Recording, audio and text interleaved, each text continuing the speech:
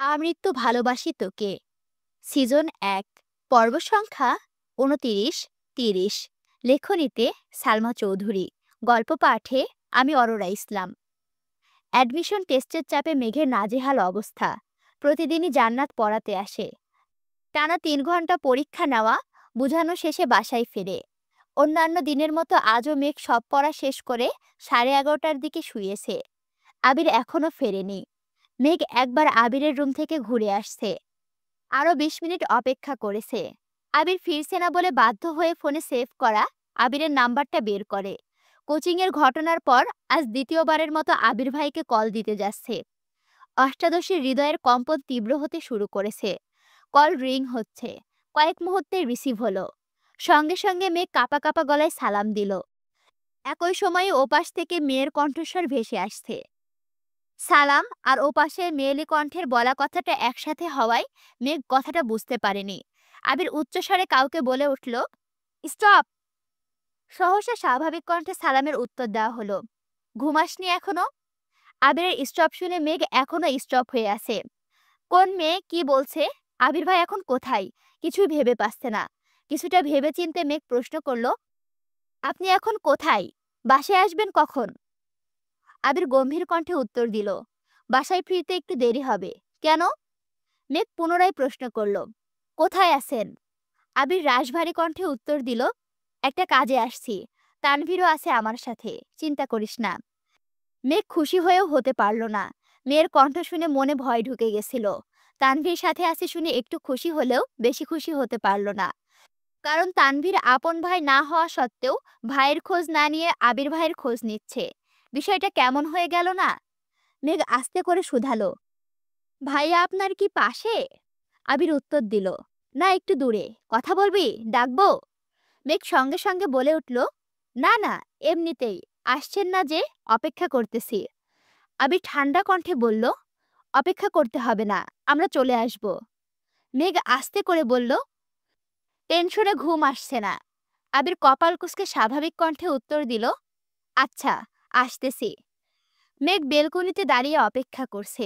অনেকক্ষণ পর আবির আর তানভীর বাসায় ফিরেছে।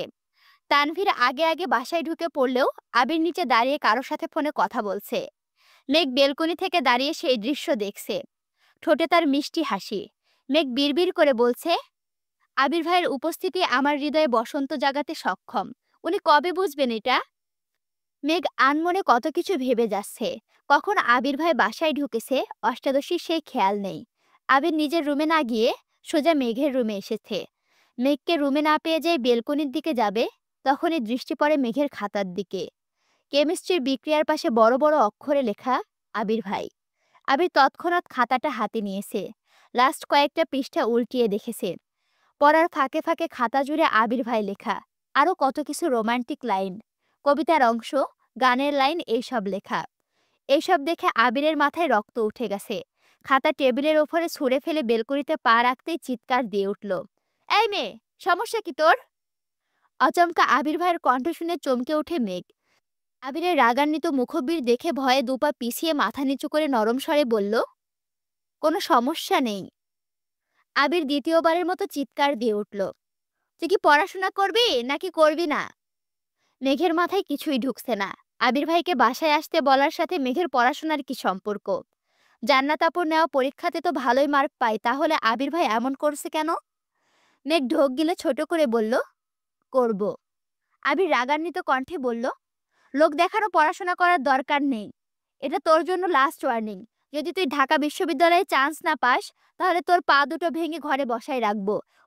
পড়াশোনা যদি করতে চাস তাহলে চান্স পাইতে হবে, আর না হয়। এটুকু বলে আবির থামল। চোখে মুখে একরাশ বিরক্তি আর ক্রোধ। 1 সেকেন্ড না দাঁড়িয়ে চলে যাই। মেঘের টেবিলের পাশে থাকা কাঠের চেয়ারে সজোরে লাথি দিয়ে রুম থেকে বেরিয়ে পড়েছে। লাথিটা চেয়ারে দিলেও কেঁপে উঠেছে অষ্টাদশীর সর্বাঙ্গ। মাথায় ঢুকছে না কিছুই। কি এমন হলো যে আবির ভাই এতটা রেগে আছেন? বাসায় ফেরার কথা বলে কি ভুল করে ফেলেছি? উনি কোথায় বা গিয়েছিলেন? মেঘ কিছুক্ষণ পর রুমের দিকে পা বাড়ায়। চেয়ারটা ফ্লোরে পড়ে আছে। মেঘ চেয়ারটা তুলে ঠিকমতো রাখতে গেলেই চোখ পড়ে খাতাটাই। ফ্যানের বাতাসে পৃষ্ঠাগুলো উড়ছে। মেঘ সঙ্গে সঙ্গে খাতা তুলে নেয় হাতে। খাতা জুড়ে আবির ভাই লেখা দেখে কলিজা শুকিয়ে কাঠ হয়ে গেছে।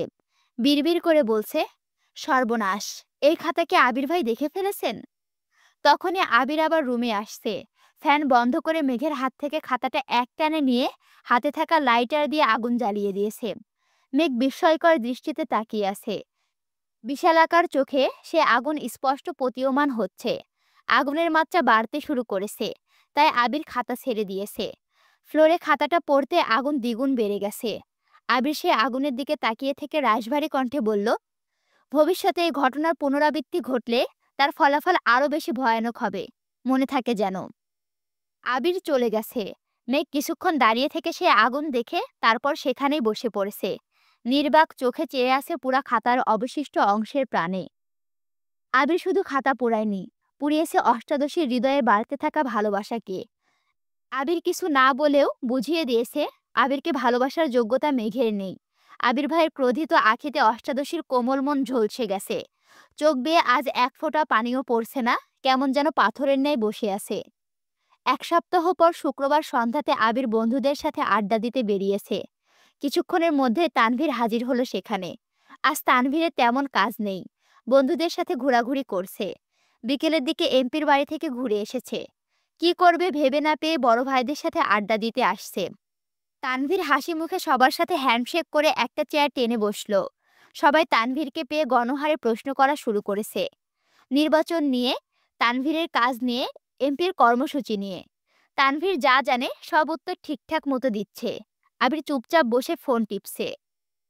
আড্ডার কেন্দ্রবিন্দু তানভীর হওয়ায় মেঘের টপিক উঠতে বেশি সময় লাগলো না। এতদিন সবাই তানভীরকে আবিরের ছোট ভাই হিসাবে সম্বোধন করে এসেছে। রাকিব সব জানলেও বরাবরই সে ভদ্র মানুষ ছিল। তবে এখন সবাই মেঘের কথা জানে। মেঘ আর আবিরের কথা জানার পর আজই তানভীরকে পেয়েছে, তাই সবাই নতুনভাবে তানভীরের সাথে পরিচিত হচ্ছে। কথার কথা লিমন বলে উঠল, তানভীর, তুই তোর বোনকে আবিরের কাছে বিয়ে দিতে রাজি হয়েছিস কেন? তানভীর আবিরের দিকে তাকিয়ে স্বাভাবিক কণ্ঠে বলল, আমার বিশ্বাস ভাইয়া আমার বোনকে সারা জীবন রাজরানী করে রাখবে। আমার বোনের জীবনে যত বড়ই ঝড় আসুক না কেন, ভাইয়া সবসময় তার সামনে ঢাল হয়ে দাঁড়াবে। ভাই হিসাবে এর থেকে বেশি আমি আর কি চাইব? রাসেল সঙ্গে সঙ্গে বলে উঠল, আমার একটা প্রশ্ন আছে। তানভীর বলল, বলো ভাইয়া। রাসেল একটু ভেবে বলল, এই যে তুই আবিরকে ভাইয়া ডাকিস, তোর বাকি ভাই বোনেরাও আবিরকে ভাইয়া ডাকে, তাহলে মেঘ কেন ভাইয়া ডাকে না? তানভীর সশব্দে হেসে উত্তর দিল, তোমার কি মনে হয় বনু ডাকেনি? সত্যি বলতে বনু আমায় ভাইয়া বলে অভ্যস্ত হয়ে গেছে, তাই ভাইয়াকে শুধু ভাইয়া ডাকতে পারে না। ভাইয়া দেশে ফেরার পর প্রথম প্রথম বনু ভাইয়াকে একবার আবির ভাইয়া, একবার আবির ভাই এমন করে ডাকতো। একদিন বড় আম্মুর সামনে আবির ভাই বলাই বড় আম্মু বললেন, ভাইয়ের নাম ধরে ডাকিস না, বড় ভাই বলে ডাকবি। লিমন বলল, পরে? তানভীর আবিরের দিকে একবার তাকালো। আবির চুপচাপ বসে আছে, কারণ সে ভালো করেই জানে তানভীর আসলে বন্ধুরা আবিরের কুকীর্তি জানতে চাইবে। আবিরকে চুপচাপ থাকতে দেখে তানভীর একটু সাহস নিয়ে পুনরায় বলা শুরু করলো, পরে আর কি? বনু কিছু বলার আগেই ভাইয়া চিৎকার দিয়ে উঠেছে। ভাইয়া বলে, ভাইয়া ডাকার কোনো প্রয়োজন নাই, যা ডাকছে তাই ডাকুক। বড় আম্মু এখান থেকে যাওয়ার পর বনু মজা করে বলেছে, আবির ভাইয়া। ভাইয়া সঙ্গে সঙ্গে বলে, ভুলেও যদি আর একবার ভাইয়া ডাকিস তাহলে এমন একটা থাপ্পড় দিব জীবনের মতো ভাইয়া ডাক বন্ধ হয়ে যাবে। সেই থেকে বনু আবির ভাই বলে ডাকে। সবাই আবিরের দিকে চেয়ে হাসছে। লিমন আবিরকে উদ্দেশ্য করে বলে, ভাই ডাক শুনতে কেমন লাগে বন্ধু? আবির বিরক্তি নিয়ে উত্তর দিল, ভাই ডাকটা অনেক কষ্টে সহ্য করে নিয়েছি, কিন্তু ভাইয়া ডাকটা সহ্য করতে পারবো না। রাকিব তানভীরের দিকে তাকিয়ে প্রশ্ন করল, এমপির মেয়ের কি খবর রে? এখনো কি উল্টাপাল্টা কিছু বলে? তানভীর স্বাভাবিক কণ্ঠে উত্তর দিল, মেয়ে ভালোই আছে, তবে ইদানিং আরেকটা কথা বলছে যেটা আমার ভাইয়াকে বলা হয়নি। আবির ভুরু কুঁচকে প্রশ্ন করল, কি বলেছে? তানভীর ঢোক গিলে আস্তে করে বলল, এমপির মেয়ে আমার বোনকে অনেক ভালো লেগেছে। আবির কপাল কুঁচকে গম্ভীর কণ্ঠে বলল, তো? তানভীর আস্তে করে বলল, এমপির ছেলের বউ মানে এমপির মেয়ের ভাবি বানাতে চাই। আবির বসা থেকে উঠে রাগান্বিত কণ্ঠে শুধালো, কি? তানভীর চেয়ার থেকে উঠে দৌড়ে গিয়ে রাকিবের পেছনে লুকিয়েছে। রাকিবও দাঁড়িয়ে পড়েছে। লিমন আর রাসেল সঙ্গে সঙ্গে আবিরকে ধরেছে। তানভীর রাকিবের পেছন থেকে উচ্চস্বরে বলে উঠল, তুমি এভাবে আমায় মারতে পারো না। ভুলে যেও না আমি তোমার সম্বন্ধী হই। আবির রাগে ফুঁসতে ফুঁসতে বলল, এই কথাটা মাথায় রাখি বলে আজ পর্যন্ত তুই আমার সাথে মার খাসনি। রাকিব হাসতে হাসতে বলছে, তানভীর তোর ভাগ্য ভালো, শালা হলে কি যে দশা হতো তোর আল্লাহই জানে। আবির রাগান্বিত কণ্ঠে বলল, তানভীর, তোরে আমি আগেই না করছিলাম মেঘরে ওই বাড়িতে নেওয়ার দরকার নেই। তুই জোর করছিলি বলেই আমি নিয়েছিলাম। এমপির মেয়ে এমনিতেই সহ্য হয় না, এখন আবার ভাই। ছেলের নাম কি, কই পাবো এটা বল শুধু। তানভীর ঠান্ডা কণ্ঠে বলল, ছেলে ইউকেতে থাকে, ছেলে এসবের কিছুই জানে না। এমপির মেয়ের ভালোই লেগেছিল তাই আমি না করে দিছি। বলেছি বনু তোমার বউ, কাহিনী যেন না বাড়াই। আবির গম্ভীর কণ্ঠে শুধালো, আমায় আগে বলিসনি কেন? তানভীর তখনও রাকিবের পেছনে লুকিয়ে আছে, ধীর কণ্ঠে বলল, এখানে চারজনের সামনে বলে যান বাঁচানো কষ্টকর হয়ে যাচ্ছে। বাড়িতে আমায় একা পেলে মায়ের যে দিবা, তার কি গ্যারান্টি আছে? আবির কণ্ঠ দ্বিগুণ ভারী করে বলল, এমপির মেয়েটা যদি ছেলে হতো তাহলে ওর খবর আসিল। এমপির ছেলে দেশে ফিরলে জানাস তো। তানভীর চিন্তিত স্বরে বলল, কেন, মারবা নাকি? কিন্তু ছেলে তো কিছুই জানে না। আবির স্বাভাবিক কণ্ঠে উত্তর দিল, সেটা সময় বলে দেবে। আরও ঘন্টা দুয়েক আড্ডা দিয়ে 10টার পরে বাসায় ফিরেছে দুই ভাই। মেঘের জন্য খাবার নিয়েছে, তবে সেই খাবার আজ আর আবির দেয়নি। তানভীরকে দায়িত্ব দিয়ে আবির নিজের রুমে চলে গেছে। আবির চাইছে মেঘ তার সর্বোচ্চ চেষ্টা করুক, আবিরের জন্য যেন মেঘের পড়াশোনায় কোনো সমস্যা না হয়। মেঘকে শক্ত আর স্বাভাবিক করতে আবিরের এত কঠিন পদক্ষেপ নেওয়া। অবশেষে আসছেই কাঙ্ক্ষিত দিন, ঢাকা বিশ্ববিদ্যালয়ের ক ইউনিটের ভর্তি পরীক্ষা। মেঘ সকাল সকাল রেডি হয়ে নিচে নামলো। পরীক্ষায় কান ঢাকা নিষেধ, এজন্য হেজাব পরেনি আজ। খেতে বসেছে ঠিকই, কিন্তু খাবার গলা দিয়ে নামছে না। প্রিপারেশন আলহামদুলিল্লাহ, কিন্তু মাত্রা অতিরিক্ত দুশ্চিন্তায় গত দুরাত ঘুমাতে পারেনি। গতকাল রাতে ঠিক হয়েছে গাড়ি থেকে বাইকে গেলে সুবিধাজনক হবে, তাই তানভীর মেঘকে পরীক্ষার হলে নিয়ে যাবে। কিন্তু সকাল থেকে তানভীরের হদিশ নেই, এখনো ঘুম থেকেই ওঠেনি। ইকবাল খান যেই না তানভীরকে ডাকতে যাবে, তখনই চোখ পড়ল আবির রেডি হয়ে নামছে। ইকবাল খান আবিরকে দেখে উচ্চস্বরে বলে উঠলেন, কিরে আবির, তুই কোথাও যাচ্ছিস নাকি? আবির স্বাভাবিক কণ্ঠে উত্তর দিল, তানভীর একটু অসুস্থ, বলল মেঘকে আমি নিয়ে যাইতে। যেহেতু আজ শুক্রবার, তাই ভাবলাম নিয়ে যাই।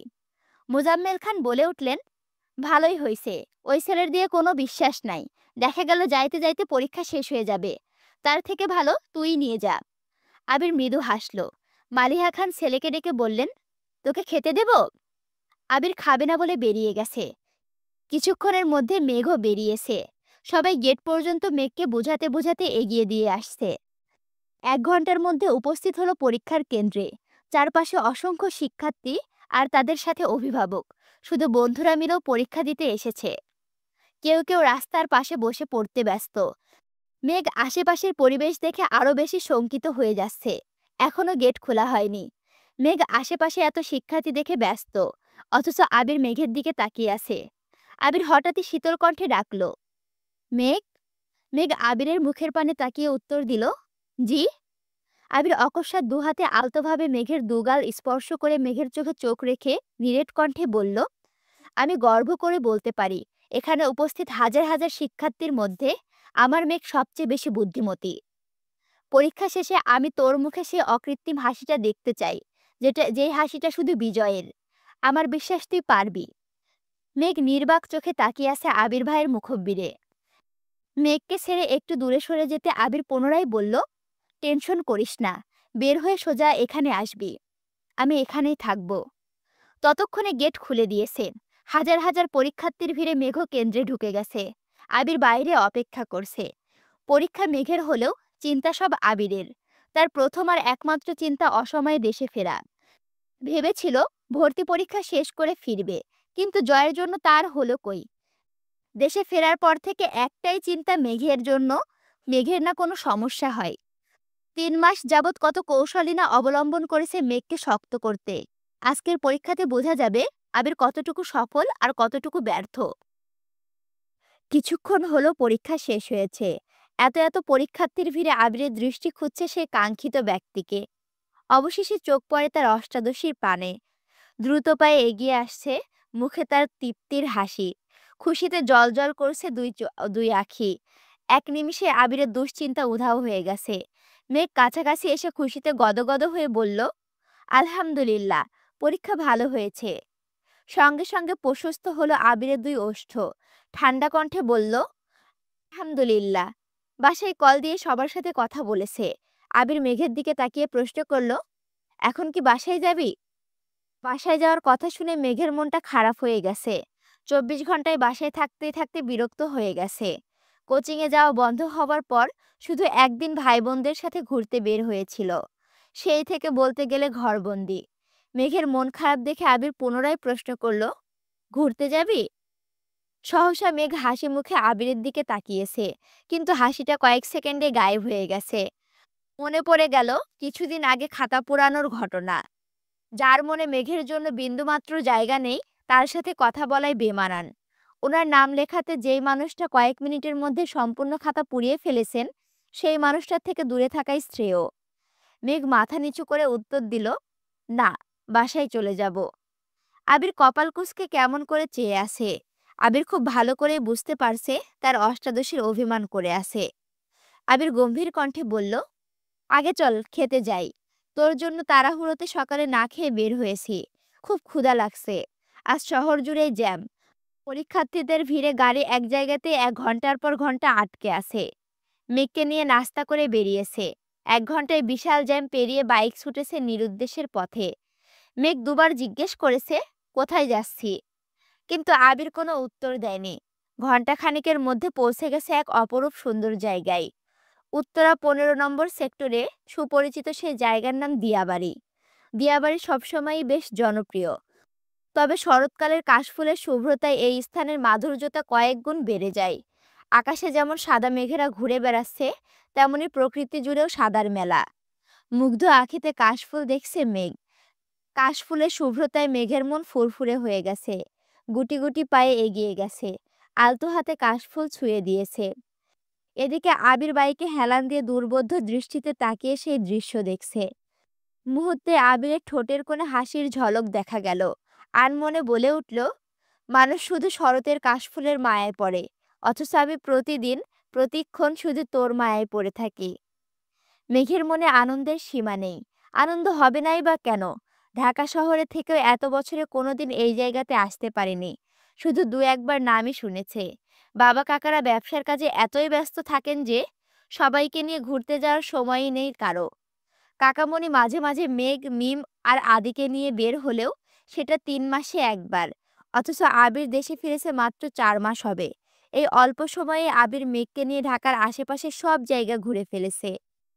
অবশেষে আজ কাশফুলের রাজ্যেও নিয়ে আসছে। ভাবতেই পারছে না মেঘ। আবির মেঘকে বুঝতে না দিয়ে মেঘের বেশ কিছু ছবি তুলেছে। ফোন পকেটে রেখে কতগুলো কাশফুল সাথে এনে মেঘের দিকে এগিয়ে দিয়ে বলল, তোর কিছু ছবি তুলে দেব? মেঘ আবিরের দিকে তাকিয়ে হেসে ফেলল। সেও মনে মনে ভাবছিল মোবাইলটা নিয়ে আসলে ছবি তুলতে পারত। কিন্তু আবির ভাইকে এই কথা বলার সাহস পাচ্ছিল না। আবির মেঘের মনের কথা বলে ফেলেছে, তাই না চাইতেও মেঘ হেসে ফেলেছে। আবির কয়েকটা ছবি তুলে দিয়েছে। ছবিগুলো দেখে মেঘ স্বাভাবিক কণ্ঠে বলল, ধন্যবাদ। আমরা কি এখন চলে যাব? আবির ভুরু কুঁচকে বলে উঠল, এত স্বার্থপর কেন তুই? মেঘ চোখ বড় বড় করে তাকিয়ে শুধালো, মানে? আবির বিরক্তির স্বরে বলল, এই যে এত কষ্ট করে এত দূর নিয়ে আসলাম, তোকে ছবিও তুলে দিলাম, একটাবারও বলতেও পারতি, দেন আপনাকে দুটো ছবি তুলে দিই, বা একটা সেলফি অন্তত তুলি। যেই নিজের ছবি তোলা শেষ অমনি বাসায় জাগা, স্বার্থপর একটা। আমি স্বার্থপর হলে আপনি হিটলার। মুখের ওপর মেঘ জবাব দিয়ে ফেলেছে। আবির কপালে কয়েক ভাঁজ ফেলে ভারী কণ্ঠে বলল, আমি হিটলার হলে তুই হিটলারের নানি। এ যেন বিতর্ক প্রতিযোগিতা চলছে। মেঘ ভেংচি কেটে বলল, জীবনেও না। আমি আপনার মতো এত পাষাণ না। এ কথা শুনে আবির হেসে ফেলল। আচমকা হাসাতে মেঘ বিস্ময়ের সময় তাকিয়ে আছে। মেঘ ভেবেছিল আবির ভাই হয়তো রেগে যাবেন, কিন্তু উনি হাসছে দেখে বেশ অবাক হয়েছে। আবির গলা খেকিয়ে দিয়ে গম্ভীর কণ্ঠে বলা শুরু করলো, সামান্য একটা কারণে তুই 9 বছর তুই আমার সাথে কথা বলিসনি। তুই ভুল করলে বড় ভাই হিসাবে কি তোকে শাস্তি দেওয়ার অধিকার ছিল না আমার? এই যে এতগুলো বছরে একটাবার কথা বলিসনি আমার সাথে, তখন একবারের জন্যও কি নিজেকে পাষাণ মনে হয়নি তোর? হয়তো দেশে না ফিরলে এখনো কথা বলতি না। একবারও মনে হয়নি এই মানুষটার সাথে কথা বলা উচিত? তোর এই অসীম দূরত্বে যেই মানুষটার এত খারাপ লাগতে পারে ভেবেছিস কখনো? ভাবিসনি। মেঘ শান্ত চোখে তাকিয়ে আছে, ওষ্ঠদয় কাঁপছে তীর তীর করে। আবির ভাইয়ের সাথে এতগুলো বছর একবারের জন্য কথা বলতে ইচ্ছে হয়নি তার, অথচ ওনাকে দেখার পর ওনার ভারী কণ্ঠে বলা এক একটা কথা, অনুভূতিহীন আচরণ, ক্রোধিত আঁখি, তাকানোর স্টাইল, ঘন কালো চুল আর গাল ভর্তি ছোট ছোট দাড়ি ধীরে ধীরে প্রেমে পড়তে বাধ্য হয়েছে। আবির ভাই তো দেশে ফিরে আবারও থাপ্পড় দিয়েছে তাকে। কই, এবার তো সে কথা বলা বন্ধ করেনি। রাগ অভিমান শেষে ঠিকই বারবার কথা বলেছে। এই যে সেই দিন খাতা পোড়ালো, তারপর আজ সেই মানুষটার সাথে ঘুরতে এসেছে। তাহলে এত বছর কেন কথা বলতে ইচ্ছে হয়নি তার? মেঘ কিছু বলছে না দেখে আবির বাইকের দিকে চলে যাচ্ছিল। মেঘ আচমকা বলে উঠল, আপনার সাথে একটা ছবি তোলা যাবে? আবির মুচকি হেসে উত্তর দিল, হোয়াই নট। ঘোরাঘুরি শেষে বাসায় ফিরেছে। মেঘের হাতে অনেকগুলো কাশফুল। তার খুব ইচ্ছে করছে এগুলো বাসায় নিয়ে মিম আর আদিকে দেখাবে, কিন্তু আবিরের কড়া নিষেধ, বাসায় নেওয়া যাবে না। বাধ্য হয়ে মানতে হলো আবির ভাইয়ের কথা। রাস্তায় দুইটা পিচ্চি মেয়েকে ফুলগুলো দিয়ে বাসায় চলে আসছে। সময় চলছে নিজস্ব গতিতে। মেঘের পড়াশোনার অন্ত নেই। সবেমাত্র ঢাকা বিশ্ববিদ্যালয়ে পরীক্ষা শেষ হলো। সামনে মেডিকেল পরীক্ষা। পড়ার চাপ যতটা মেঘের, ঠিক ততটাই জান্নাতের। প্রতিদিন ৩-৪ ঘন্টা সময় নিয়ে পড়ানো, নিজে প্রশ্ন করে মেঘের পরীক্ষা নেওয়া, সেগুলো সমাধান করা। ১৫ দিনের মাথায় জগন্নাথ বিশ্ববিদ্যালয়ে পরীক্ষা। যতদিন না মেঘ চান্স পাচ্ছে ততদিন চলবে এই লড়াই। সপ্তাহখানেক পরই ঢাকা বিশ্ববিদ্যালয়ের ক ইউনিটের ফলাফল প্রকাশিত হয়েছে। মেঘের সিরিয়াল আসছে। সেই খুশিতে খানবাড়িতে উৎসব চলছে। প্রতিটা মানুষই মহা খুশি। তবে মোজাম্মেল খান তেমন খুশি না। কারণ ওনার ইচ্ছে মেঘ মেডিকেল পড়বে। বিশ্ববিদ্যালয়ের প্রতি ওনার আগ্রহ নেই বললেই চলে। বাড়ির সবাই হইচই করছে দেখে এক ধমক দিয়ে বসলেন। মেডিকেল পরীক্ষা এখনো হয়নি, এত খুশি হওয়ার কিছু নেই। সামনে পরীক্ষা, পড়তে বসে গিয়ে। আবির রুমের বাইরে বেলকনিতে দাঁড়িয়ে নিচে সবার হইহুল্লোড় দেখছিল। তবে মোজাম্মেল খানকে ধমক দিয়ে আজ আবিরের রাগ হচ্ছে না, বরং মেঘের চান্স পাওয়ার খুশিতে এইসব সামান্য বিষয়কে সে পাত্তাই দিচ্ছে না। কিন্তু মোজাম্মেল খানের ধমকে মেঘের মন খারাপ হতে সময় লাগলো না। সিঁড়ি দিয়ে উঠে নিজের রুমে চলে যেতে গিয়ে আবিরকে দেখে থমকে দাঁড়ালো। শীতল চোখে তাকালো একবার, হয়তো বুঝতে চেয়েছিল রেজাল্টের কথা শুনে আবির ভাই খুশি হয়েছে কিনা। কিন্তু আবির ভাইয়ের অভিব্যক্তি বোঝা গেল না। তাই মাথা নিচু করে মেঘ রুমে চলে গেছে। মেঘের পড়া যেমন থেমে নেই, তেমনি জান্নাত আপুরও ছুটি নেই। কিছুদিন পর মেডিকেল ভর্তি পরীক্ষা দিল। এবার আর আবির নিয়ে যায়নি। মোজাম্মেল খান নিজেই গাড়ি করে মেয়েকে নিয়ে গেছেন। পরীক্ষা যেমনই হয়েছে, তবে রেজাল্টের অপেক্ষায় আছে সবাই। কিছুদিন পর একদিন আবির আর রাকিব অফিসে কাজ করছিল। হঠাৎ রাসেল ছুটে এসে উত্তেজিত কণ্ঠে বলল, কিরে আবির, মেঘ কি চান্স পাইছে? আবির ল্যাপটপের দিকে তাকিয়ে থেকেই উত্তর দিল, ডিইউতে হয়েছে, জগন্নাথে ওয়েটিং। কেন? রাসেল পুনরায় বলল, আরে ভার্সিটি না, মেডিকেলে চান্স পাইছে কিনা সেইটা জিজ্ঞেস করছি। আবির অবাক চোখে তাকিয়ে প্রশ্ন করল, রেজাল্ট দিয়ে দিছে নাকি? রাসেল সহসায় উত্তর দিল, হ্যাঁ, মাত্র দেখলাম, এজন্য তো তোকে জিজ্ঞেস করতে আসছি। আবির তাড়াতাড়ি ফোন বের করে নেটের রেজাল্ট দেখল। অকস্মাৎ আবিরের মুখটা মলিন হয়ে গেল। রাকিব জিজ্ঞেস করল, কি হলো, চান্স পাইনি? আবির ভারী কণ্ঠে উত্তর দিল, সরকারিতে আসেনি, প্রাইভেটে পড়তে হবে। আবির সঙ্গে সঙ্গে তানভীরকে কল দিয়েছে। তানভীর বাসায় নেই। আবির বসা থেকে উঠে রুমের মধ্যে পায়চারি করতে শুরু করেছে। কি করবে বুঝতে পারছে না। বাসায় কি চলছে কে জানে। হঠাৎই মিমের কথা মনে পড়ল। তাড়াতাড়ি আকলিমা খানের নাম্বারে কল দিয়েছে। প্রথম কলটা রিসিভ করলো মিম। মায়ের ফোন বেশিরভাগ সময়ই মিমের কাছে থাকে। মিম আর আদি মিলে গেম খেলে। মিম কল রিসিভ করে সালাম দিল। আবির সালামের উত্তর দিয়ে ভারী কণ্ঠে বলল, বাসার কি অবস্থা? মিম চিন্তিত স্বরে বলল, চাচ্চু আপুকে বকতেছে, আম্মু আর মামুনি মিলেও থামাতে পারছে না। আব্বু বড় আম্মু কেউ বাসায় নেই। আমাকে আর ভাইয়াকে ধমকে রুমে পাঠিয়ে দিয়েছে। আবির আর কিছু না বলেই কল কেটে দিয়েছে। তৎক্ষণাৎই বাড়ির উদ্দেশ্যে রওনা দিল। আবির সেদিনই চাচ্চুর মনের কথা বুঝেছিল। এই ঝামেলাটা হওয়ারই ছিল। কিন্তু আজ রেজাল্ট দিবে এটা আবিরের জানা ছিল না। জানলে হয়তো আজ বাসা থেকে বেরই হতো না। বাইকের গতি বুঝিয়ে দিচ্ছে ভেতরে ভেতরে আবির কতটা ক্ষিপ্ত। বাসার গেটটা কোনো রকমে পেরিয়ে বাইকটা রেখে ছুটে অন্দরমহলে গেছে। ড্রয়িং রুমের সোফায় বসে আছেন মোজাম্মেল খান। উনার পাশে হালিমা খান স্বামীকে শান্ত করার চেষ্টা করছে। সিঁড়ির পাশে ভীত হয়ে দাঁড়িয়ে আছে মেঘ। চিবুক নেমে গলার সঙ্গে মিশে আছে। কান্নার তোপে সামনের চুলগুলো ভেজা, গালে লেপ্টে আছে। দৃষ্টি তার ফ্লোরের দিকে। আকলিমা খান রান্নাঘরে। ভাসুরকে থামানোর সাধ্য নেই বলেই সরে পড়েছেন। আলী আহমদ খান মালিহা খানকে নিয়ে ডাক্তার দেখাতে গিয়েছিলেন, এখনো ফেরেনি। ইকবাল খান হয়তো কোনো কাজে বেরিয়েছেন। মোজাম্মেল খান তখনও রাগান্বিত কণ্ঠেই বলে যাচ্ছেন, তোকে এত আদর ভালোবাসা দিয়ে কি হলো? সরকারি মেডিকেল কলেজে চান্স পাসনি? কত গর্ব করে সবাইকে বলেছিলাম আমার মেয়ে মেডিকেলে পড়বে। এখন আমি কোন মুখে বলবো যে আমার মেয়ে চান্স পায়নি? তোকে এতটুকু বলতে আবির উচ্চস্বরে বলে উঠল, এই মেঘ, রুমে যা। আচমকা আবিরের কণ্ঠ শুনে মেঘ কিছুটা কেঁপে উঠল। মোজাম্মেল খানও থেমে গেলেন। মেঘ মুখ তুলে আবিরের দিকে তাকিয়েছে। কাঁদতে কাঁদতে চোখ লাল করে ফেলেছে।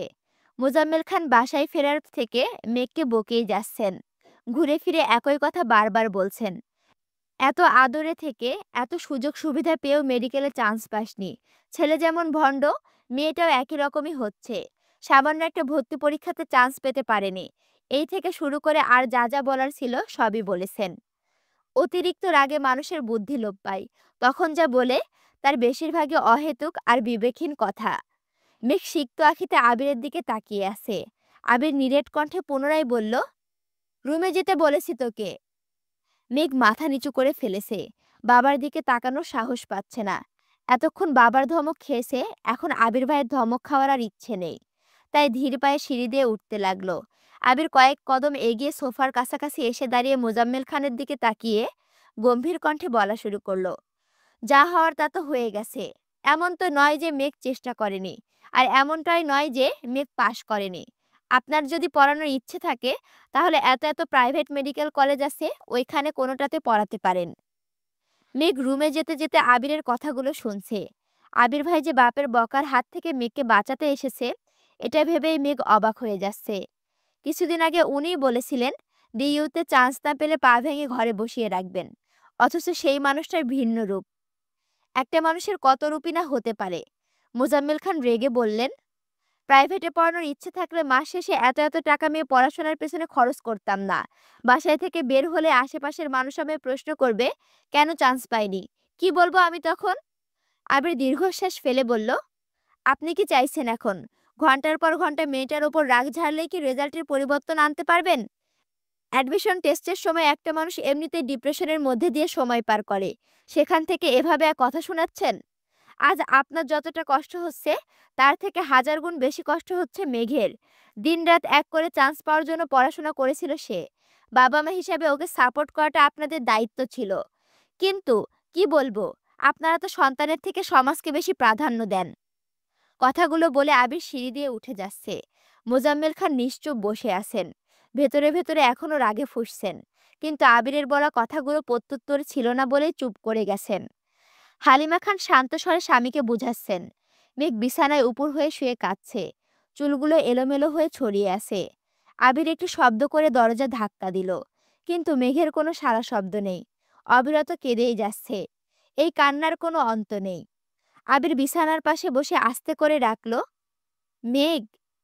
সঙ্গে সঙ্গে মেঘ একটু থামলো। তারপর আবার কান্না শুরু করলো। আবির আলতো করে মাথায় হাত রেখেছে। এলোমেলো চুলগুলো একটু গুছিয়ে স্বাভাবিক কণ্ঠে বলল, তোর সাথে কথা আছে, ওঠ। মেঘ কাঁদতে কাঁদতে উত্তর দিল, আমার সাথে কথা বলতে হবে না, আপনি চলে যান। আবির গম্ভীর কণ্ঠে বলল, তোর সাথে কথা না বলে আমি যাব না। আমি 10 পর্যন্ত গুনব, এর মধ্যে মুখ ধুয়ে আমার সামনে এসে বসবি। মেঘ তবুও নড়ছে না। আবির ভারী কণ্ঠে বলা শুরু করলো, 1, 2। মেঘ তড়িঘড়ি করে উঠে ওয়াশরুমে চলে গেছে। মেঘের এই তড়িঘড়ি দেখে আবির মৃদু হাসল। মেঘ ফ্রেশ হয়ে আবিরের মুখোমুখি বসেছে। আবির মোলায়েম কণ্ঠে শুধালো, তুই কাঁদছিলি কেন? চান্স পাসনি বলে, নাকি চাচ্চু বকেছে তাই? মেঘকে নিশ্চুপ থাকতে দেখে আবির আবারও শুধালো, তুই কি মেডিকেলে পড়তে চাস? পড়তে চাইলে বল, প্রাইভেটে পড়াবো তোকে। কেউ রাজি না হলে আমি তোকে পড়াবো। শুধু বল পড়তে চাস কিনা। মেঘ মাথা নিচু করে উত্তর দিল, জানি না। এই প্রশ্নের উত্তর নেই মেঘের কাছে, কারণ ছোটবেলা থেকে ভালো স্টুডেন্ট হওয়ায় জেএসসির পর সবার মতো পরিবারের কথায় তাকেও সায়েন্স নিতে হয়েছিল। আর সায়েন্স নেওয়া মানেই বাড়ির মানুষ ডাক্তার বানানোর স্বপ্ন দেখা শুরু করে। সবার স্বপ্নকে বাস্তবায়ন করতেই এতদিন সে চেষ্টা করে এসেছে। আবির শ্বাস ছেড়ে ভারী কণ্ঠে বলা শুরু করলো, দেখ, যদি এমন হয় ডাক্তার হয় তোর একমাত্র লক্ষ্য, তুই মন প্রাণ দিয়ে চাস ডাক্তার হতে, তাহলে তুই প্রাইভেটে পড়তে পারিস। প্রাইভেট থেকে পড়েও প্রতি বছর হাজার হাজার ভালো ডাক্তার বের হচ্ছেন। কিন্তু যদি মনে হয় ডাক্তার হওয়া তোর একমাত্র স্বপ্ন নয়, তুই সায়েন্স নিয়েছিস আর আশেপাশের মানুষ চাইছে তুই ডাক্তার হ, শুধুমাত্র তাদের ইচ্ছা পূরণ করতে মনের বিরুদ্ধে তুই ডাক্তার হতে চাচ্ছিস, তাহলে আমি বলবো কোনো দরকার নেই। কারো কথাই বা কারো চাপে নিজের ইচ্ছাকে কখনোই মাটি চাপা দিবি না। তোর যেখানে পড়তে ইচ্ছে করে তুই সেখানেই পড়তে পারিস। কে কি বলবে সেটা আমি বুঝবো। মেঘ নির্বাক চোখে চেয়ে আছে আবির ভাইয়ের মুখের পানে। আবিরের বলা কথাগুলো শুনে মেঘের চোখ আরো টলমল করছে। তার আব্বুও কথাগুলো এভাবে বলতে পারত। আবির তপ্ত স্বরে পুনরায় বলল, পৃথিবীর মানুষ কি ভাবছে তাতে আমার কিছু যায় আসে না। তোর ইচ্ছাটাই আমার কাছে সবচেয়ে মূল্যবান। দিন শেষে আমি তোর মুখে মিষ্টি হাসি দেখতে চাই। কারো কথাই নয়, নিজের সিদ্ধান্ত নেবে তুই কি চাস। আবারও বলছি, তুই যা চাস তাই হবে। আবির চলে গেছে। আবিরের দেওয়া সান্ত্বনাতে আর কিছু হলো কি জানা নেই, তবে মেঘের কান্না থেমে গেছে। দীর্ঘ সময়ের অশান্ত মন শান্ত হয়ে গেছে। তবে এখন নিচে যাওয়ার কোনো ইচ্ছে নেই তার। লাইট অফ করে শুয়ে শুয়ে ফোন চাপছিল। বন্যার সাথে কথা হয়নি। বন্যাকে দুবার কল দিয়েছে, কিন্তু কোনো খবর নেই। ফেসবুকে ঘুরতে ঘুরতে আবির ভাইয়ের একটা ছবি সামনে আসছে। এতদিন পড়াশোনার চাপে আবির ভাইয়ের আইডিটা ঘুরে দেখা হয় না, তাই আজ সময় নিয়ে আইডিতে ঘুরতেছে। হঠাৎই চোখ পড়ল সামনে আবির ভাইয়ের জন্মদিন। মেঘ দিন গুনছে, আর মাত্র 3 দিন বাকি। কিভাবে কি করবে এসব ভাবতে ভাবতে রেজাল্টের চিন্তা মাথা থেকে চলে গেছে। তারপর কখন যে ঘুমিয়ে পড়েছে কে জানে। কিছুক্ষণের মধ্যে মালিহা খান আর আলী আহমদ খান বাসায় ফিরেছেন। মেঘের মন খারাপ শুনে দেখতেও গিয়েছিলেন, কিন্তু মেঘ ঘুমাচ্ছে দেখে ডাকেনি। ছোটবেলা থেকে মেঘের ঘুম অনেক ভারী, আর ঘুমের মধ্যে মেঘকে ডাকলে মাথা ব্যথা করে, তাই সচরাচর কেউই ডাকে না। কিছুক্ষণ পর আবির মায়ের রুমে গেছে। কিছুদিন যাবৎ মালিহা খানের প্রেশার বাড়তি, মাথা ভার ভার হয়ে থাকে, চোখে ঝাপসা দেখছিলেন। আবির মায়ের কাছে কিছুক্ষণ বসে, খাবার খাইয়ে তারপর ওষুধ খাইয়ে নিজের রুমে আসছে। এটুকু সময়ের ব্যবধানে আলী আহমদ খান রুমে আসেনি। হয়তোবা 2 ভাই অন্য রুমে কথা বলছেন। ঘণ্টাখানেক পর তানভীর বাসায় ফিরেছে। আবিরের কাছ থেকে সবই শুনেছে। মেঘকেও দেখতেও গিয়েছিল, কিন্তু লাইট অফ দেখে সে ডাকেনি। রুমে বসে কি করবে বুঝতে পারছে না। তখনই বন্যার নাম্বার থেকে কল আসছে। তানভীর অবিশ্বাস্য চোখে তাকিয়ে কলটা রিসিভ করলো। বন্যা বলল, আসসালামু আলাইকুম। তানভীর উত্তর দিল, ওয়ালাইকুম আসসালাম। বন্যা চিন্তিত কণ্ঠে শুধালো, আপনি কি বাসায়? মেঘ কোথায় বলতে পারবেন? এতগুলো কল দিয়েছি, রিসিভ করছে না তো, তাই বাধ্য হয়ে আপনাকে কল দিলাম। তানভীর স্বাভাবিক কণ্ঠে জবাব দিল, আমি বাসায়। বনু তো ঘুমাচ্ছে, মনে হয় ফোন সাইলেন্ট করা। বন্যা আবার প্রশ্ন করল, মেঘের কি সরকারিতে চান্স হয়েছে? তানভীর ভারী কণ্ঠে উত্তর দিল, না, প্রাইভেটে। তোমার? বন্যা মন খারাপ করে বলল, আমারও। তানভীর ধীর কণ্ঠে বলল, চিন্তা করো না, যা হবে ভালোই হবে। ডিইউতে তো তোমাদের চান্স হয়েছে শুনলাম। বনুরে বুঝায়ে দুইজনে ভর্তি হয়ে পড়ো। হয়তো আল্লাহ চাচ্ছেন 2 বান্ধবী একসাথে থাকো। বন্যা মৃদু হেসে উত্তর দিল, হয়তোবা। দোয়া করবেন। আল্লাহ হাফেজ।